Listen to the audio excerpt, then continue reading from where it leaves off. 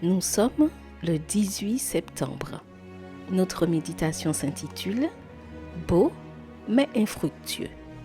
Nous lisons dans Luc chapitre 13, versets 8 et 9. Le vigneron lui répondit « Maître, laisse-le encore cette année. D'ici là, je creuserai tout autour et j'y mettrai du fumier. Peut-être à l'avenir produira-t-il du fruit. Sinon, tu le couperas. » Le figuier est beaucoup mentionné dans les Écritures.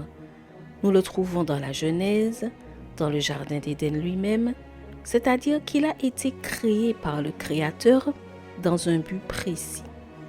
Ces feuilles ont servi à l'époque à couvrir la honte du premier couple lorsque le péché a révélé leur nudité, dans Genèse 3, verset 7.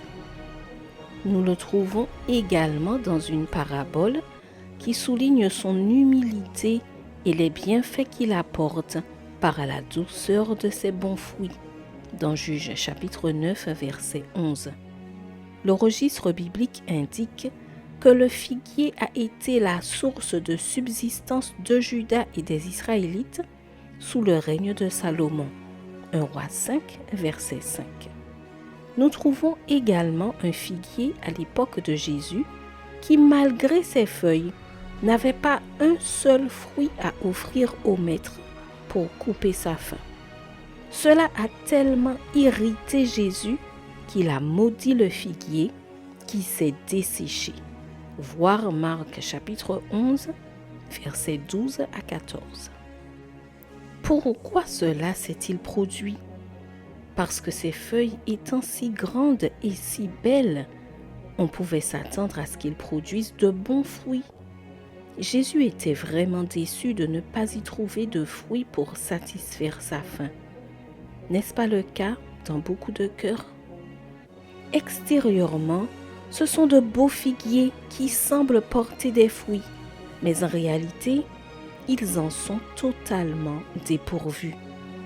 Ellen White dit, dans La tragédie des siècles, chapitre 17, à la page 278, je cite, « Perçant les siècles du regard, Jésus avait vu son Église semblable au figuier stérile, couvert d'un feuillage prétentieux, mais dépourvu de fruits.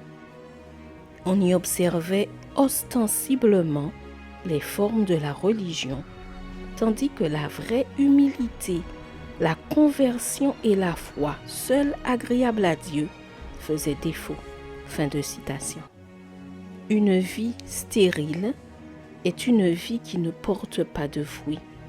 C'est une vie qui se vante de son Dieu et de sa religion, mais qui, à l'intérieur, est une fosse vide. Sans le fruit de l'esprit dans nos vies, nous serons bientôt coupés, comme cela est arrivé au figuier dans une parabole racontée par Jésus dans Luc chapitre 13, versets 6 et 9. La bonne nouvelle, c'est que Jésus est le vigneron. Il prend soin de nous avec un tendre amour. Il nous fournit ce dont nous avons besoin et nous donne une nouvelle occasion de porter du fruit.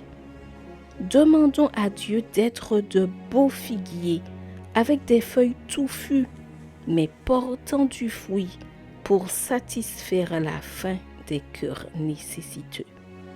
Dans les prochains jours, nous verrons en quoi consiste ce fruit. Post-scriptum, heureuse de porter du fruit. Je te souhaite une excellente journée sous le regard béni du Seigneur.